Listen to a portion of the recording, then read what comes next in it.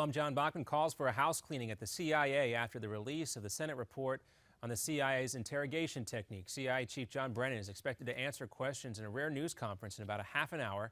Democratic Senator Mark Udall from Colorado is calling on President Obama to purge his administration of anyone involved in these types of interrogation. The report also says former President George W. Bush was kept in the dark for years about how terror suspects were treated, and former Vice President Dick Cheney was asked about that. Not true. Didn't happen. Read his book. He talks about it extensively in his memoirs. He was, in fact, an integral part of the program. He had to approve it before we went forward with it. Well, Cheney also calls the report a piece of crap. And with the deadline looming tonight where the government will run out of money, Congress is expected to vote this afternoon, perhaps on a huge spending bill. This $1.1 trillion package has critics on both sides of the aisle. Conservatives say it does not go far enough to rein in the president's executive actions on immigration. Democrats say they don't like the rollback of regulations on Wall Street.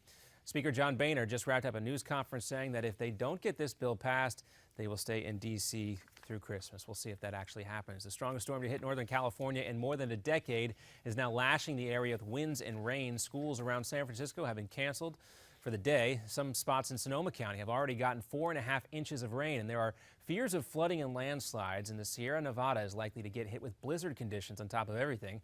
Southern California is also expected to start feeling the storm sometime later today. And ISIS is adding insult to injury after the murder of journalist James Foley. According to BuzzFeed, the terror group is now trying to sell his remains back to his family for $1 million. ISIS reportedly sees this as an act of mercy for the family. And more clashes in the West Bank today after the death of a member of the Palestinian cabinet. Palestinian doctors say he died after a blow to the head during a scuffle with Israeli troops during a West Bank protest, but Israeli doctors say he died of a blockage in his heart.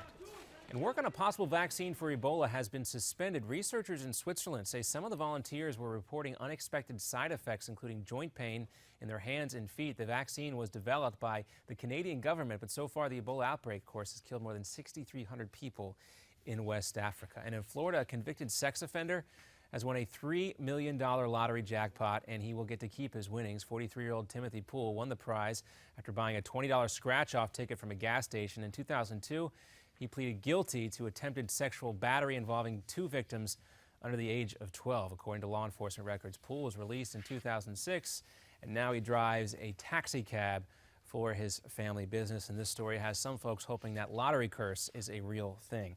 Another update coming up for you in 30 minutes. Now back to Midpoint.